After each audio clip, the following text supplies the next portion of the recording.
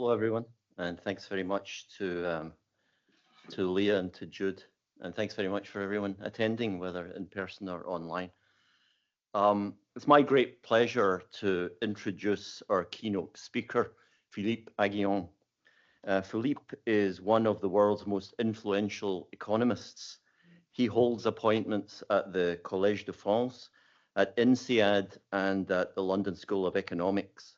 His work on innovation, growth, and on creative destruction has fundamentally changed how economists think about technological change and economic progress. Philippe is also the co-editor of the annual reviews of economics, so I have the great pleasure of interacting with him on a regular basis, and I'm very much looking forward to this presentation. Last year, Philippe received the 2025 Nobel Memorial Prize in Economic Sciences, shared with Peter Howitt and Joel Mokyr, recognizing decades of work on how innovation drives growth by continuously replacing old technologies with new ones. In other words, Philippe made a career out of explaining why disruption is inevitable and often beneficial. That makes him a particularly fitting speaker for a gathering focused on the future of knowledge, technology, and AI. His talk today is titled The Power of Creative Destruction and the AI Revolution. So he's addressing one of the defining issues of our time. How AI will shape innovation, productivity, and employment, and what policies are needed to ensure that the benefits are widely shared.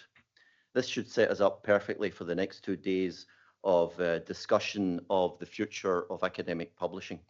So please join me in welcoming Philippe. Bonjour, Philippe, and over to you. Thank you. Yes, now you can. Yeah, thank you so much for your very generous introduction. Richard, it's been a great honor to interact with you over all these years and to co-share with you to participate to the wonderful undertaking, which is the annual review of economics. That has been a fantastic privilege. I will talk a bit about the creative destruction and the AI revolution. Let me share screen. Alors, share screen, fenêtre. Voilà. Thank you so much. So this year we had the chance to share with Peter Howitt and Joe Mokyr the prize in economics and particularly for the work we did to develop what we call the so-called Schumpeterian growth paradigm. So here is a picture of young Schumpeter, and Schumpeter is known to have coined the term creative destruction to name the process whereby new innovations displace old technologies, new innovations make old technologies become obsolete. But in my students' days, the leading growth model was the neoclassical growth model, and the most elegant version of it was the Solow model, where growth is primarily driven by capital accumulation. You produce a flow of wealth with the stock of capital, and you save part of the wealth you produce to increase your stock of capital so that you can produce more next period. But as Solow himself was aware, there are decreasing returns to capital accumulation, means that you increase production much less if you move from 9 machines to 10 machines than if you move from 0 machine to 1 machine. You cannot grow forever just based on capital accumulation. You need something else. And Solow would refer to technological progress. But Solow would not tell you where technological progress comes from.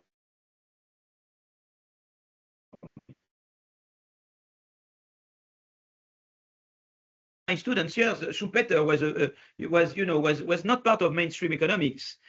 You would hear about Schumpeter in a course on, in an IO class, en passant, or in a course on history of economic thought, and one would mention Schumpeter's idea of creative destruction, but there was no Schumpeterian model, there was no Schumpeterian empirics. So with Peter Howitt, whom I met at MIT in '87, I was starting as an assistant professor, and Peter was visiting from Western Ontario for a year, and he was my neighbor. His office was next to my office. We decided to write from scratch a new growth model that would revolve around three main ideas. The first idea is that long-run growth is driven by a cumulative process of innovation where each innovator builds upon previous innovations. You always stand on giant shoulders. The second idea is that innovations do not come from heaven. They result from entrepreneurial activities motivated by the prospect of innovation rents. If I discover a new product or a cheaper way to produce, I get rents for a while until I'm being superseded by subsequent innovators. And the third idea is creative destruction. New innovations displace old technologies. And you see that at the heart of the paradigm, there is a contradiction. On the one hand, you need monopoly rents to motivate innovation investments, like R&D in particular. You innovate because you expect that if you successfully innovate, you will get some rents, okay? A new product, a cheaper way to produce. But on the other hand, yesterday's innovators are tempted to use their rents to prevent subsequent innovations and to block subsequent entry because they don't want themselves to be subject to creative destruction. And regulating a market economy is largely about how to manage this contradiction. And we will see that we come across this contradiction all the time. It's at the heart of the whole growth process, okay, from its very beginning. So that's very important. In fact, a fast-growing economy is an economy where all the time you have new talents. The new talents, if they innovate, they can create new firms. They can grow their firm, but the problem is to make sure that once they've grown their firm, when they expanded, they won't use their dominating position to inhibit new entry, to stall new entry of new talents who try in turn to come and innovate. You see, that's the thing. There is also the importance of product market competition. The blue line here represents firms that are close to the technological frontier in their sector, and you see, they innovate, they react to more competition by innovating more to remain the top of the range. You see, they are close, they are the first of the class, and they innovate more. When there is more product market competition, they escape competition by innovating more in order to remain at the top. The orange line are firms that are far below the technological frontier in their sector. They react to more competition by innovating less.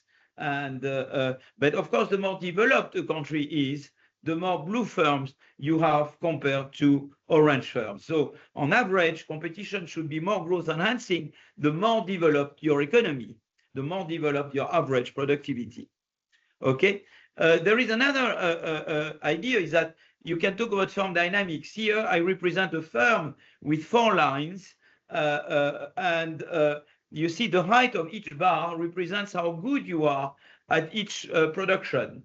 Now you can expand by innovating, by doing creative destruction on the line of someone else. For example, there may be someone else that goes that far, and you turn its A into a gamma A where gamma is greater than 1, and you innovate upon the other guidelines, and then that in that case, firm F expands into becoming a 5-line firm.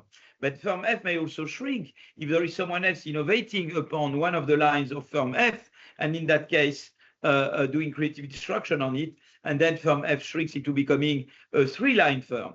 In this model, you can also have entry. Entry, somebody with nobody producing nowhere and innovates upon an existing line, does creative destruction on that line, turn the A into gamma A where gamma is greater than 1. Then that drives out the current producer, and then the new entry occurs. But an exit, it's a 1-line firm, and you have a creative destruction on that line, and that creates exit. So typically, a prediction of the model is that, of course, the first prediction is that you have a positive relationship between turnover and growth. You see, the more turnover you have, the more creative destruction you have, the more growth you have, and that's a prediction which is supported by empirical evidence. Another prediction is the positive relationship between the age of a firm and the size of the firm. I told you the story. When you start being a one-line firm, then you grow, you may shrink, but in expected terms, there is a positive relationship between firm age and the number of lines you control, and therefore the number of employees you employ. You see in the US that the relationship between age and size is steeper than in Mexico or India, because in the US, when you are good, you get financing, you can expand much more, and you can drive out the less efficient innovators, which means that if you've survived it long enough, you must be very good. So not only is that you can get more financing, but also on average, you are, you have higher innovation potential. You see this framework, you can first talk about historical enigma. One enigma is industrial takeoff. You see, here is a curve due to Madison. So Madison tried to use urbanization data. He was an American economist that worked many years at OECD, and he tried to reconstitute what world GDP or world GDP per capita must have been since kind of, Jesus Christ. Here I go back to year 1000, but you could go back to year 0, okay? And you see that there is not much happening prior to 1820, that the true growth takeoff is taking place here. And Joel Mokyr has given lots of thought of that, and that's why he shared the prize with us, in particular trying to explain the takeoff of growth. Imagine, Sapiens is at least 10,000 years old, if not more, and growth is only 200 years old, which is 3 times my age, which is depressing for me, of course. But you see, it's nothing, with regard to the whole Sapiens history. 200 years, it's absolutely nothing. And that's where growth really took off, and it took off with the first industrial revolution. And now the question is, why is it that the takeoff took place in Europe in 1820 and not in China, which used to be a much more inventive country? In China, since before year 1000, you had invented the wheel, the compass, you had made very important inventions in China. But the growth takeoff didn't take place in China at that time. It took place much later in Europe in the 19th century. So again, the framework, through the lens of the Schumpeterian framework, you can rationalize why is it that the takeoff took place in Europe in 1820. I first told you the importance of growth being driven by cumulative process of innovation. Well, Mokyr in particular, but other historians, they document enormously that in Europe you had open universities, you had what we call Republic of Science or Republic of Letters. The printing, of course, played a big role, and you had the encyclopedia, which would codify knowledge. So you avoided the Sisyphus myth. You didn't have to reinvent the wheel each time because knowledge was codified in the encyclopedia. That favored enormously cumulative innovation. The other thing that you had in Europe is that you had property right protection. It's very important. If I innovate, I can get rights from my innovation by patenting my innovation. So in Europe, prior to the Glorious Revolution in England, the king could expropriate you. But with the Glorious Revolution, it limited the power of the king. The king was no longer able to expropriate you fully. So that made it possible to have a patent system in England. In France, it took the French Revolution and Napoleon to secure property right. Otherwise, in the old times, prior to the French Revolution, again, the king could expropriate you as much as he wanted. So it was very important to have the Glorious Revolution in England and the French Revolution, Napoleon in France, to secure property right protection, which made it possible to appropriate rents from innovation. And the third idea is creative destruction. New innovation displaces old technologies. Of course, the big problem is that incumbent firms, they try to collude with government to prevent new innovation. And the thing is that in Europe, the competition between European countries played an important role, because if I'm a new innovator and I'm preventing from innovating in France, I can always move to England or to Switzerland or to Prussia. And so the competition between among European countries made it possible to sustain creative destruction. So you see, through the lens of this Schumpeterian paradigm, you can rationalize why the takeoff took place in Europe in 1820 and not in China in 1000 or before. Another enigma is secular stagnation. if you look at the average TFP growth rate yearly, you see that you have a growth takeoff in the US between 1995 2005. TFP growth soars up during that decade, but then it declines. And the big question is, why do you have such a big decline since year 2005? And but it so happened that, in fact, it's very much linked to the growth upsurge to the IT revolution. And the IT revolution was mainly, carried out by Google, Microsoft, Walmart, Amazon. Those firms knew better than other firms how to take advantage of the IT revolution. So they started to push growth in the US. But the problem is that they grew a lot. And you can see that because you can see that concentration also increases at an accelerated rate exactly at the time where you have the growth takeoff between 1995 and until 2000. You can see that the share of sales of the four biggest firms, or the share of employment of the four biggest firms in the US, increases at an accelerated rate exactly at the time where you have the growth takeoff. That means that during that time, these firms that were superstar firms, they managed to grow. They grew a lot through merger and acquisition, which was uncontrolled. And that's where maybe a competition policy did not fully operate in the US. But also, if you look here at the rising establishment per firm, forget about the trough here, which is associated with the global financial crisis, you see that it's the red line, which is steepest. And the red line, it's the growth in the number of establishments of firms that have more than 10,000 employees. So it is the superstar firms that grew most during that period. So really what happened is that you had the IT revolution. It's really mainly, it's led, it's harnessed by these firms. And these firms, through merger and acquisition and just expanding number of establishments, they grow so much that they end up discouraging entry of new firms. You see, and you can see here the entry rate of new firms of all size start declining after the year 2000, and that's what explains in big part the decline in particular in TFP growth after year 2005. And you see that's very much the Schumpeterian conundrum. The innovators of yesterday become a barrier to new entry and new innovation, and that's why you observe this growth decline. Another element also is that these superstar firms, they were leaders in their sectors, and they didn't share data. And because they didn't share data, they increased the gap between them and followers in their sectors. And if you look at the average, at the technology gap, the distribution of technology gap between leaders and followers across all sectors, you see that, in fact, on average, the technology gap between leaders and followers increases because, in fact, the leaders don't share their data. And as a result, you see that discourages entry of new firms because the leader is so much ahead, or it discourages catching up by followers because the leader is so much ahead, and therefore the entry rate falls. That's the left-hand picture. And of course, the markup of the leader is increasing because your fringe is you are well ahead of the fringe, so you can charge a much higher markup. Okay, let me take a breath and tell you about the middle income trap. Are you still there? Yes. Okay, let me make a breath and then I move to the middle income trap.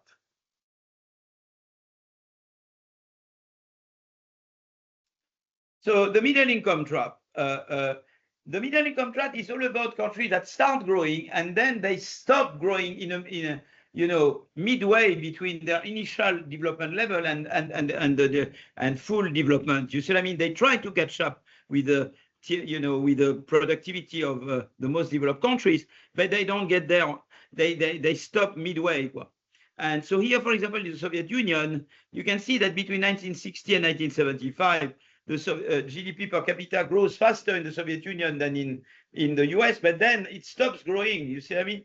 And very much because the Soviet Union was growing by catching up by capital accumulation, but I told you with the solo model that there are decreasing returns to capital accumulation. You cannot grow forever only based on capital accumulation. And the other thing that the growth of Soviet Union was very much a catching up growth.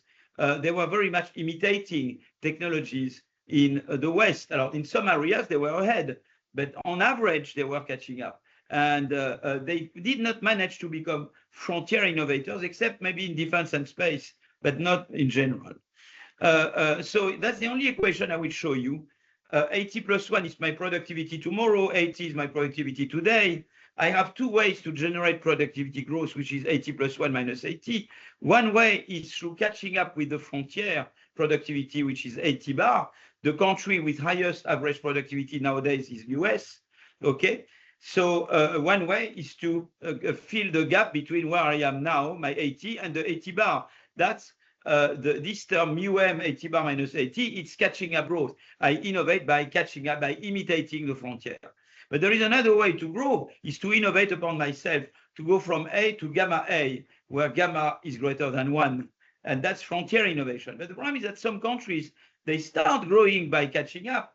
And there are some institutions that are good for catching up for the mu-m. But then they fail to move from institutions that are good for mu-m to institutions that are good for mu-n once they get sufficiently close to a bar. And that's where they get into a middle income trap. So one example is South Korea. You can see here I represent the average yearly GDP per capita growth rate after the Korean War of South Korea. And they grow very fast, you know, up to the 2000.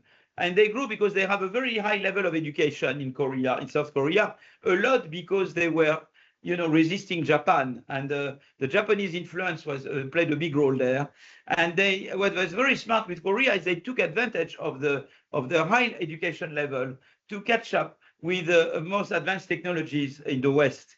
But the problem is that you see the growth rate declines, and the growth rate declines because, in fact, you see the closer you get to a bar, the less you grow by just imitating. You need to go to the innovation. And there was a problem in Korea, is that during the catching up phase, you had the emergence of superstar firms called the chaebols, they are conglomerates. And not only did the chaebols discourage entry of non-chaebol firms, but they also put pressure on the Korean government not to move to policies that are good for frontier innovation. We already know that competition is a policy which is good for growth in frontier countries. You innovate to escape competition when you are at the frontier. And they should have gone into more competition. But of course, the chaebols said they didn't want competition because they wanted to remain monopolies. And so you see, that put Korea into a middle income trap, because those firms that grew large during the catching up phase became barriers to making the transition from a policy which is good for mu-m to a policy which is good for mu-n. And that's why you get the middle income trap. Another country which is subject to a similar syndrome, although it's not middle income, it's a high income country, is Japan. Japan, between 1945 and the late 80s, grew very much by imitation. And during the imitation phase, you had the emergence of superstar firms called the keiretsus. The keiretsus in Japan, not only did they discourage entry of non-keiretsus firms, but they put pressure on the Japanese government not to move towards more competition, more trade openness, more openness to migration. You have an aging population in Japan, which is less innovative, and that's why Japan is now growing at a very slow rate. You should talk to Takeo Oshii, who is very much looking at the middle income trap syndrome in Japan, okay? And then comes Europe. Alors here I represent European, the per capita GDP of the euro area in red, and I normalize US per capita GDP at 1. Alors you see, of course, that there is a big trough of Europe because it's the Second World War. During the Second World War, a lot of capital stock is destroyed in Europe. And besides, you know, we don't innovate much.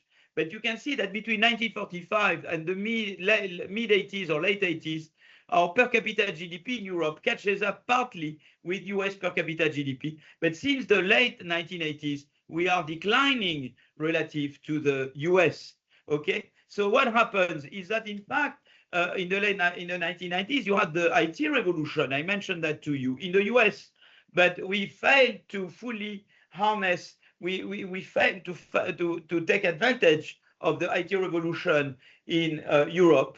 And in fact, you see, the problem in Europe is that we didn't have a good institution for mu-n. We had good institutions for catching up. Why did we catch up in Europe? Because we reconstituted our capital stock that had been destroyed during the Second World War, thanks to the Marshall Plan in part, and also because we had a good education system in Europe. We could catch up with the second industrial revolution that took place in the US in the 1920s, 1930s, the electricity combustion engine revolution. But when the IT revolution came, we should have moved to frontier innovation in Europe, and we didn't. Why didn't we?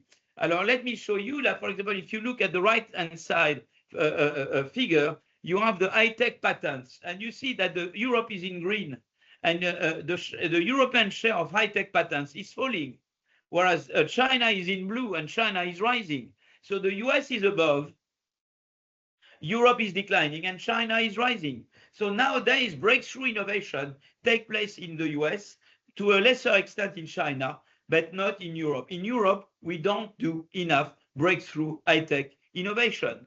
So, and that's all the more surprising that if you look at the papers, at the research, at the basic research that underlies disruptive innovations, be it in blockchains, computer vision, genome editing, hydrogen storage, self-driving vehicle, additive manufacturing, you see that a lot of it is Europe.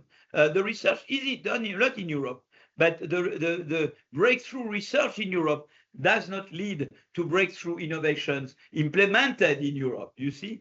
And if you look at the 5 most patented innovating firms in the US and in Europe nowadays and 25 years ago, you see that the most innovating firms in the US are not, except from Qualcomm, are not the same nowadays than 25 years ago. Whereas in Europe, they are essentially the same. So that means over the past 20 years, patenting and R&D investment in the US moved from mid-tech to high-tech, which meant a lot of creative disruption.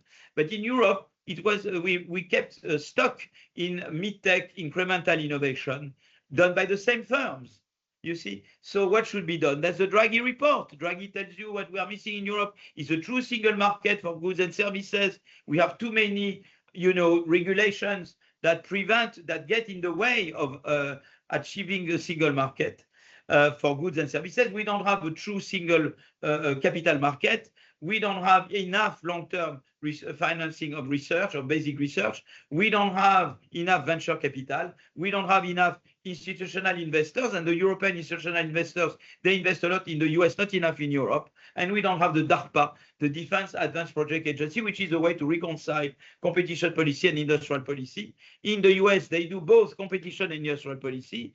In China as well, they do industrial policy, and they have their own way to, induce yardstick competition across firms and regions. And in Europe, in the name of competition policy, we precluded industrial policy. Okay, so that's, how long do I have left?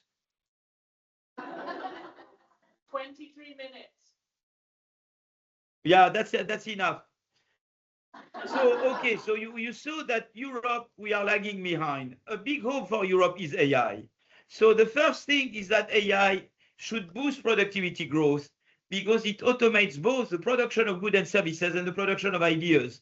That's something I argued with Chad Jones and Ben Jones. It makes it easier, AI, to produce goods and services and also to produce new ideas. New ideas are often recombinations of old ideas. You can recombine much faster with AI than without, okay? If we just look at, AI automating production task in the production of goods and services, with Simon Bunel, we predict that the AI revolution should induce an increase of a yearly TFP growth of 0.7 percentage point. If you were growing at 1% per year, for 10 years in a row per year, you grow at 1.7, 1.68 exactly, and then go back to 1. I know there we had a debate with Aaron Asemoglu, but my feeling is that the profession is very much leaning towards our estimate, okay? And I think Daron himself nowadays would revise his own estimate. So that's a lot. That's just looking at AI automating tasks in the production of goods and services. But on the top of that, AI automates tasks in the production of ideas. In fact, instead of moving from the dotted curve to the red curve, you would move from the dotted curve to the blue curve. And in fact, there's been recent work showing that if you look at technological fields that have been exposed to generative AI, suddenly it has boosted the production of well-cited patents. That's work that we've done in our lab that Antonin Bergeau did. He shows that in sectors, non-AI sectors that were exposed to AI, the exposure to AI boosted the production in those sectors of well-cited patents. Okay, so that's a hint into the fact that AI not only boosts the growth by automating tasks in the production of goods and services, but has a further boost from the red curve to the blue curve. You make permanently ideas easier to find with AI. You improve permanently the innovation technology, and we try to estimate it at an extra 0.3, but permanent. You see, when it's the production of goods and services, you might say, well, it's temporary. After 10 years, it stops. The red curve becomes parallel to the dotted curve. But you can see that the blue curve is permanently steeper than the dotted curve without AI. Okay, now that's the potential, the growth potential of AI. But there are headwinds. A main headwind. The first headwind is the availability of human capital, and there I'll get back to education. But another headwind is the fact that inappropriate competition policy may hamper the growth potential of AI. We already saw when I spoke about the IT revolution. You saw already that you had a decline since 2005 because you had superstar firms that ended up discouraging entry of new firms. Well, if you look now at the AI value chain, you see, if you look at the AI value chain, the cloud is dominated by three superstar firms: Amazon, Google, Microsoft, and you have only one big actor on the market for graphic processors. So you have a problem there.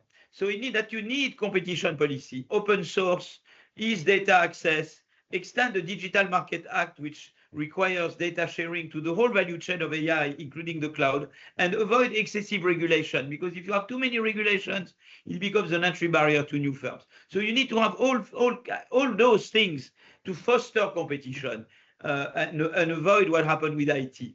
But on top of that, you need industrial policy to invest in computing power, in AI diffusion, and in public research in AI. Okay, and that's an example where you see industrial policy will augment the effect of competition policy rather than hinder the effect of competition policy.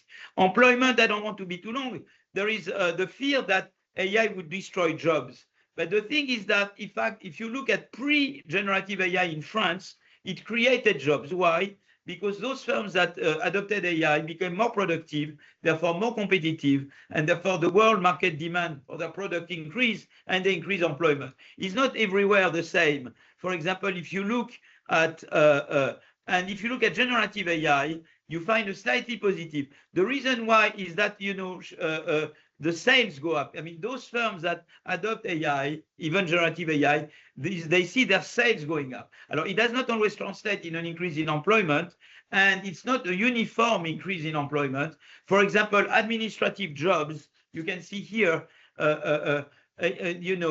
when you have jobs that are, secretaries, accountants, and you consider generative AI for administrative purpose, there you have a negative effect of generative AI on employment. Overall, you don't have a negative effect, but you have some types of employments where most of the tasks are replaced by AI, and those jobs are in danger of disappearing. So it's obvious that AI will destroy some jobs, but AI will also create new jobs. Why?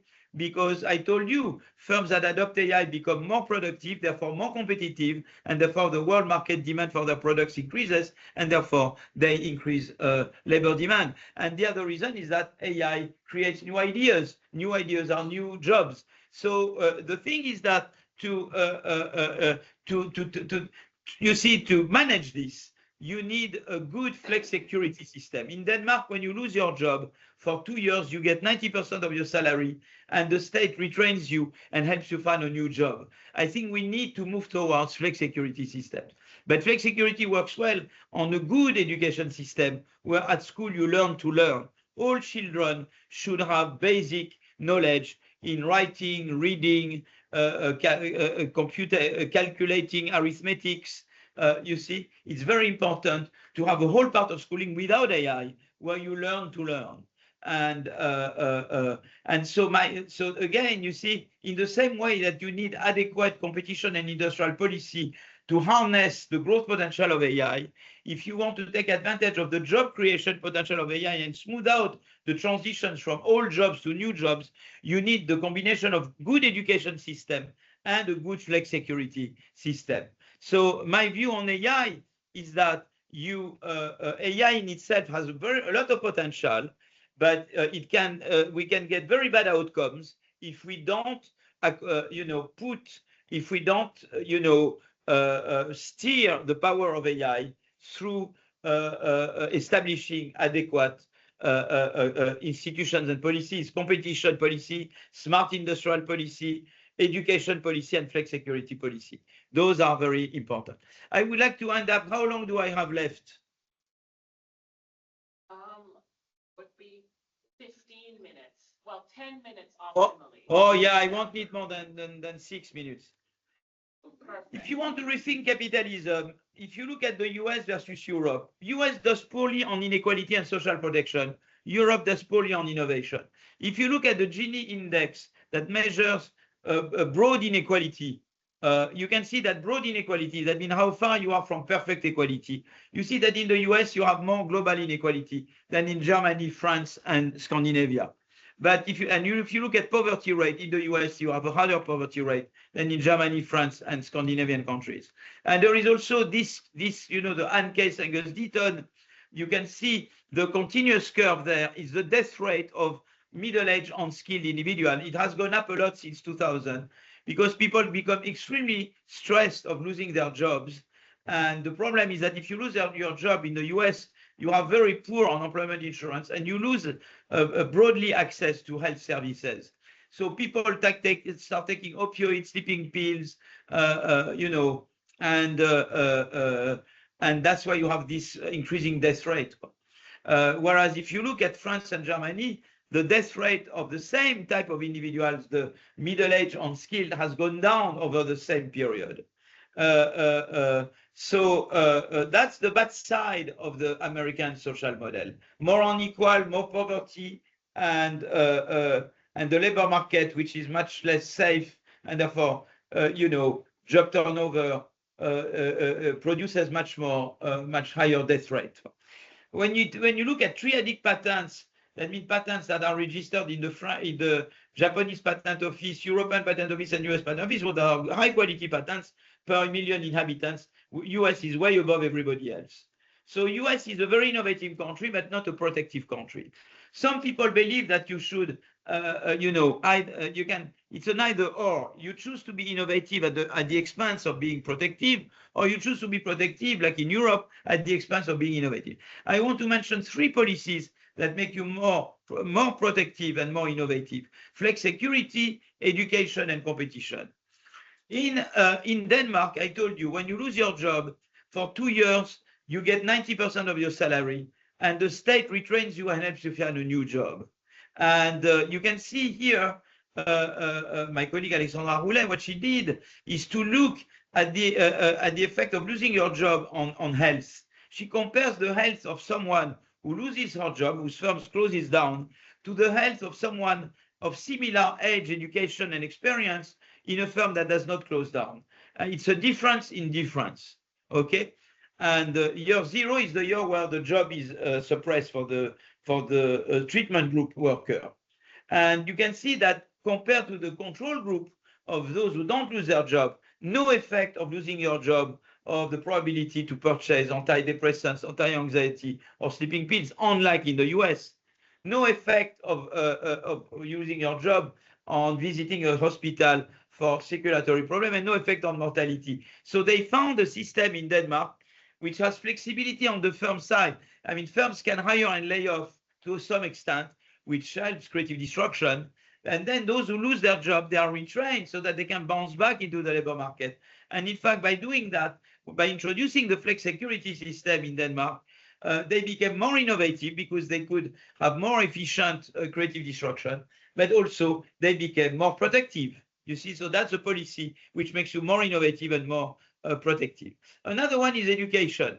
Here I'm representing the probability of innovating as a function of parental income. The left-hand curve is US on current data by Bell, Chetty, Jarabel, Petkova, Van Reenen.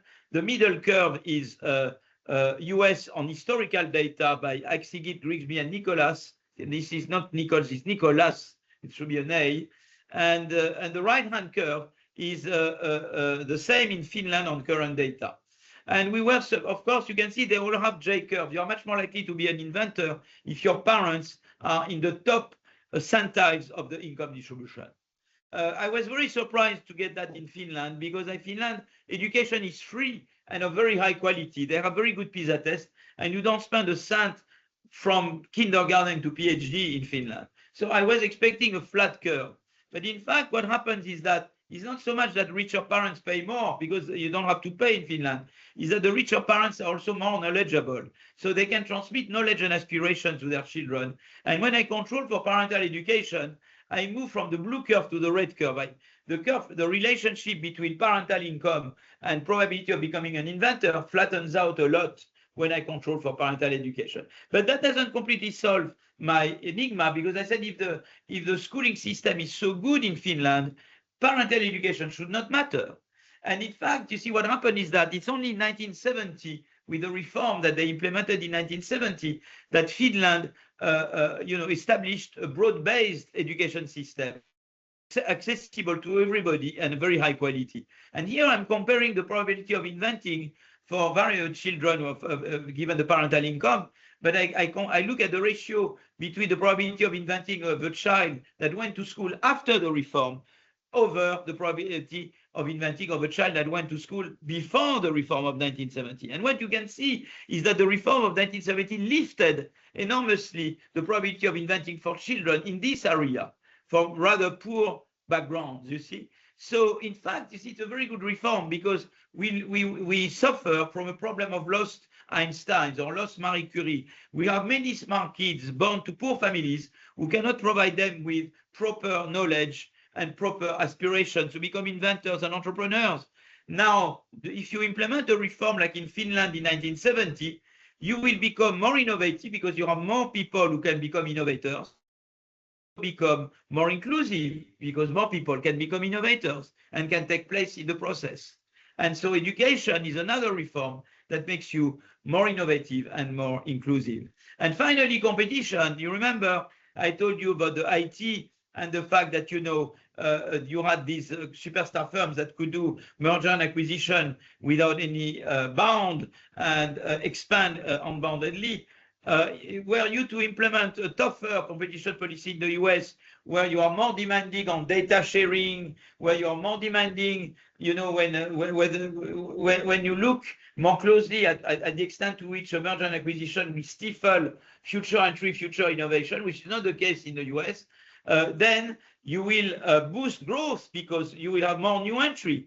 But also, you see, so you will reverse this declining entry pattern. But also what's very interesting is that, when you have more entry, you have a higher rate of social mobility because more entry means more creative destruction and therefore more new that replace the old. And that's a paper, very interesting paper in the Review of Economic Studies. Yufug Aksigit, Antonin Bergeau, Richard Blandel, and David Emus. And we show that creative destruction and entrant innovation particularly is a source of social mobility. So if you if you have more competition, you will boost innovation because you will make it easier for new entrants to come in, but that will also boost social mobility. So you can see that we can become more innovative and more inclusive. And it's very interesting when I talk about AI, which policy did I mention? Competition, education, flex security. Those same policies are the policies that make you more generally, even beyond AI, more innovative and more inclusive. So creative destruction can deliver sustained and inclusive growth and prosperity, provided appropriate policies are put in place. And AI also has considerable growth and employment creation potential. And again, appropriate policies need to be put in place if you want to take full advantage of the AI revolution. Thank you. And I'm done.